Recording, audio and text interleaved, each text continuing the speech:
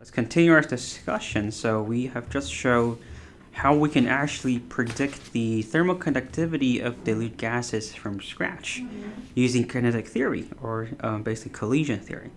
Now let's take a look how we can use the same idea to get to the diffusivity of dilute gases. So let's write it down. So diffusivity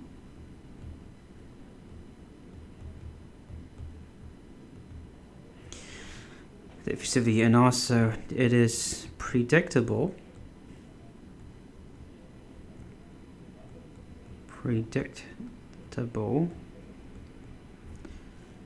within 5% error by kinetic theory.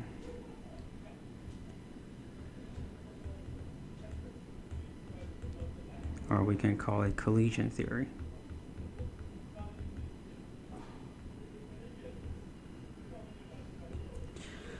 Okay, again, we will draw the same type of schematic we just draw before. We have, again, X and Y, and we have, these three planes. We have y plus a and y minus a. Again, instead of a temperature profile, linear temperature profile, let's say we have a linear concentration profile. Let's say it's the mass fraction of A as a function of Y. And again, we have this molecule originally at y minus a plane, and then it will reach the plane at y. This is our mean free path. So again, A equals to 2/3 of the mean free path. And again, we are going to be using the concept of the mean molecular speed.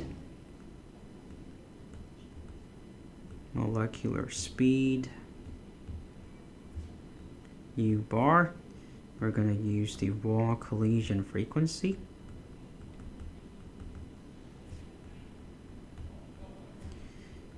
Z, and we're going to use the mean free path.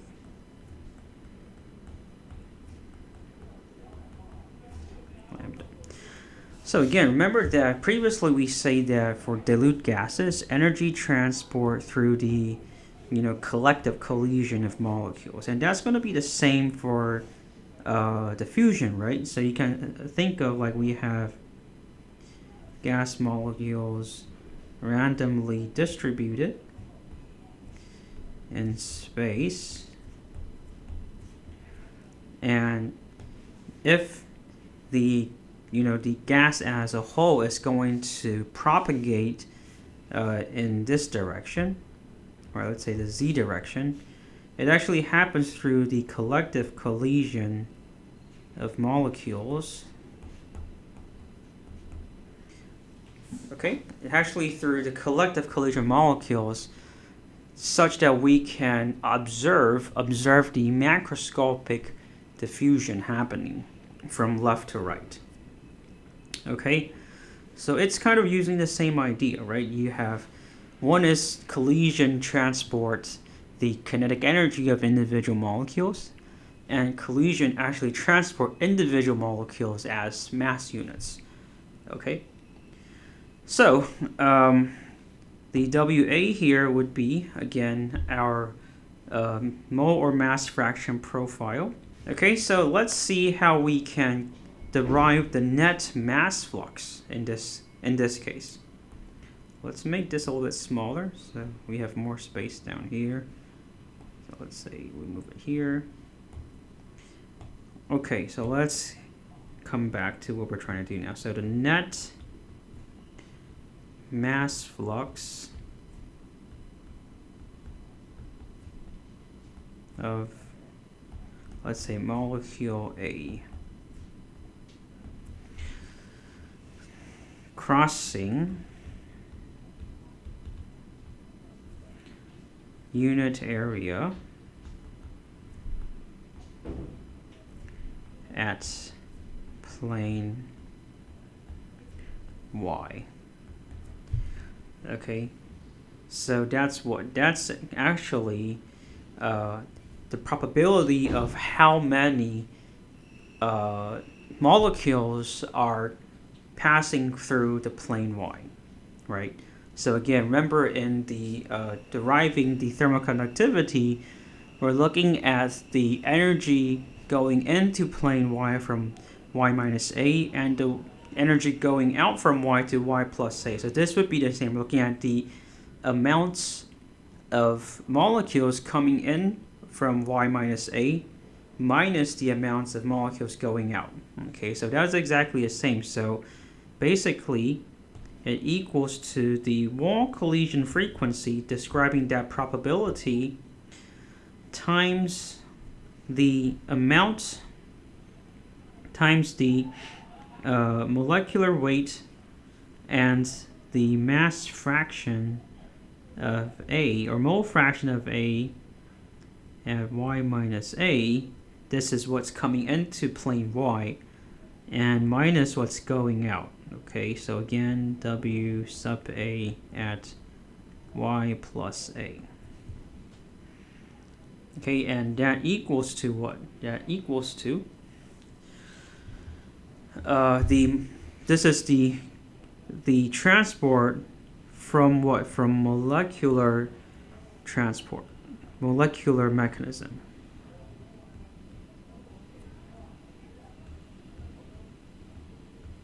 So let's assume there are no convective transport at the moment. Okay, let's assume that the gas is relatively holding still. Okay. Now, what is the?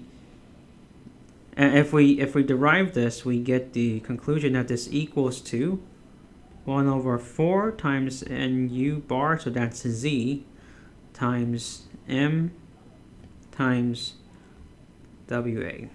So the net mass flux of a crossing unit area plane y equals to the following. Equals to the convective transport of A plus the molecular transport.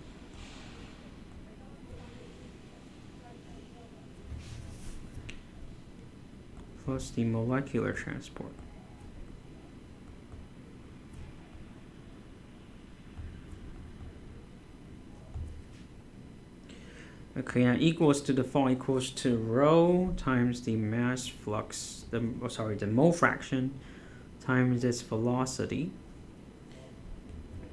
at y, and then from molecular motion or molecular mechanism, that's called diffusion. So it would be 1/4 rho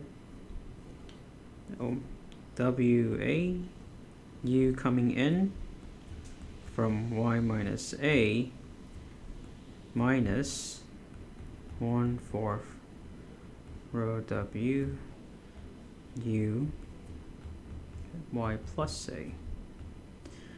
And so molecular transport, meaning this is through collision.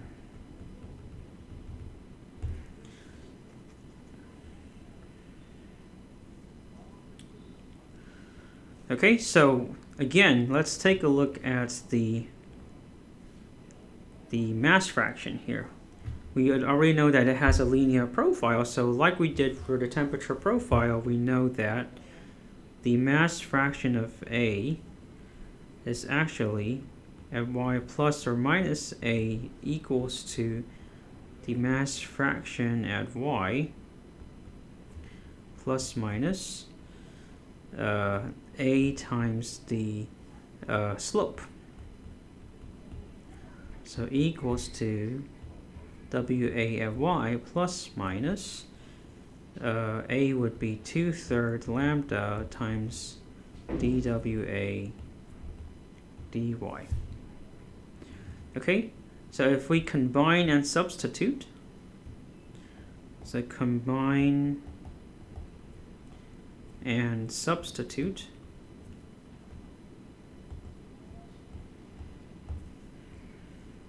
we get the net mass flux, so NA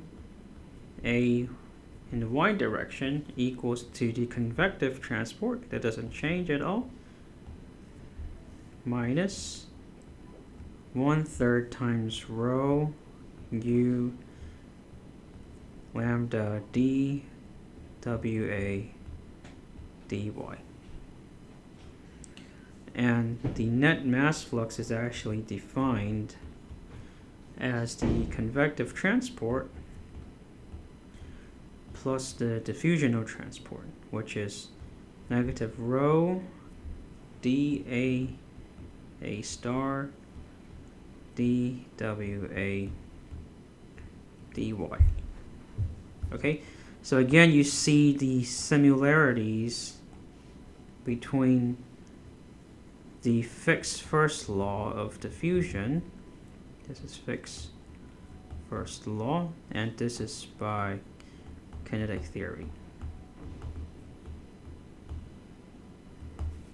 We get the diffusion coefficient or diffusivity of A in itself. So this is called self-diffusion coefficient, equals to 1/3 rho u bar lambda equals to 2/3 pi times dA square, or d sub A square, times the square root of pi MA, Boltzmann constant and temperature, times 1/rho.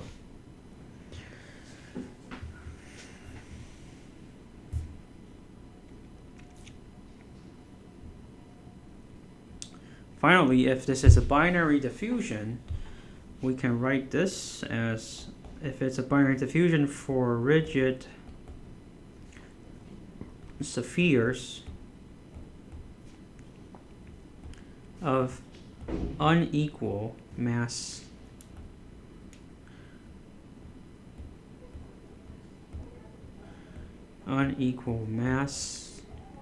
and diameter,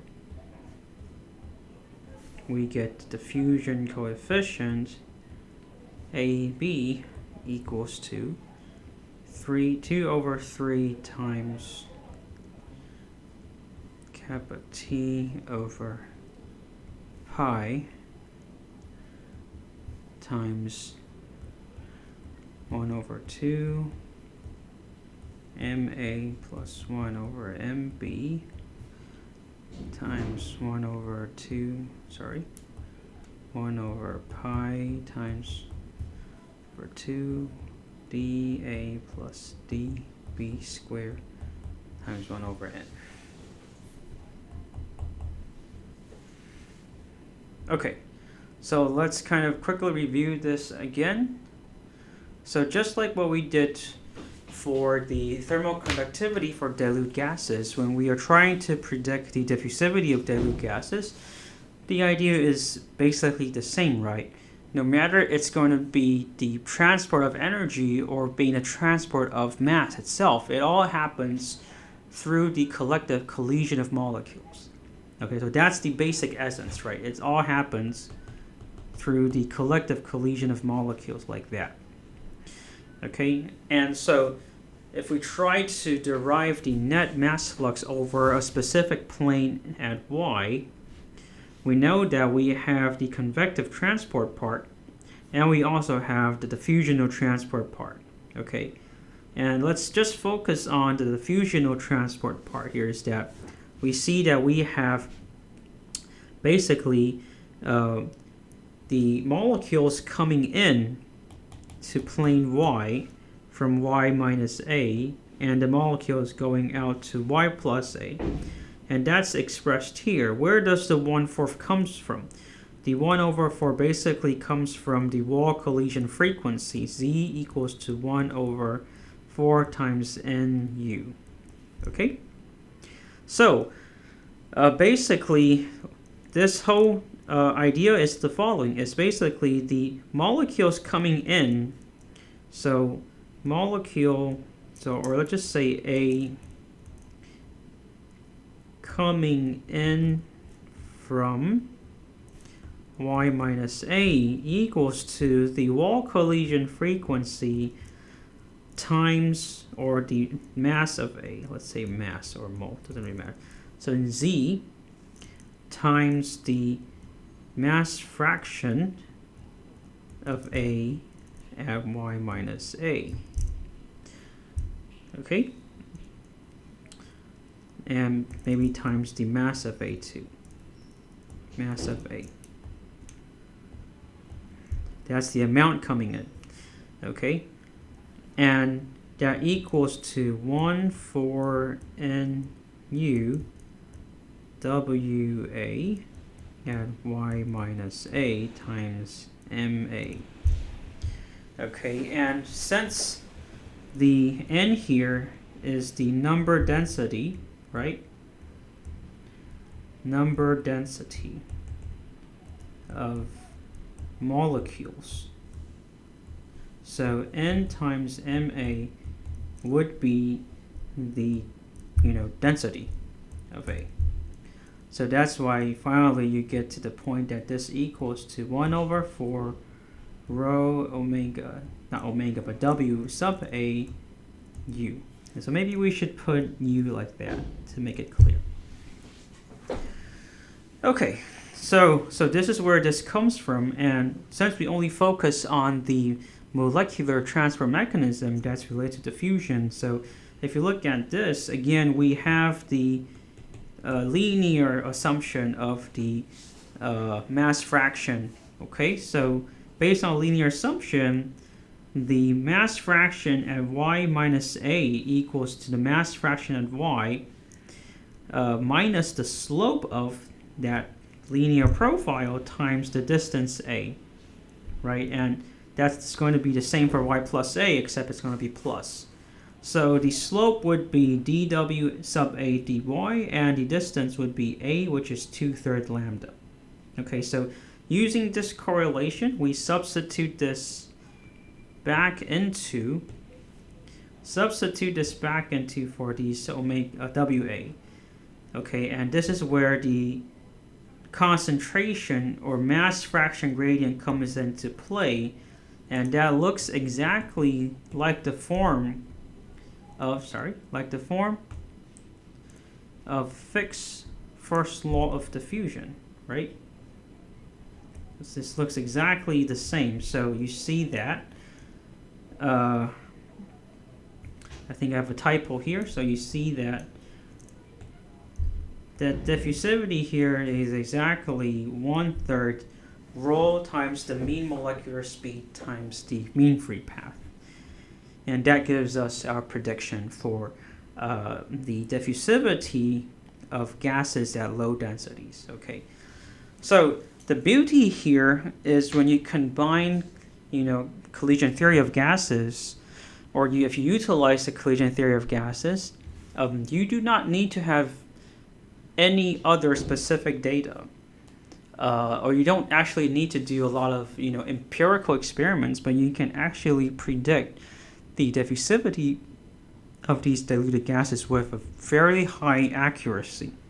Okay, and I think this is a very important ability for grad students to have, is that you can actually predict things instead of just looking up in charts. So this would be a very important ability I hope you all can kind of grasp. And if we have time in the future, we will try to cover some of these modern physics kinetic theory to show you why the collision frequency is defined as it is, and to show you where the mean molecular speed comes from and the mean free path. But I think we will stop our lecture now, and that's all for today's lecture. Thank you very much.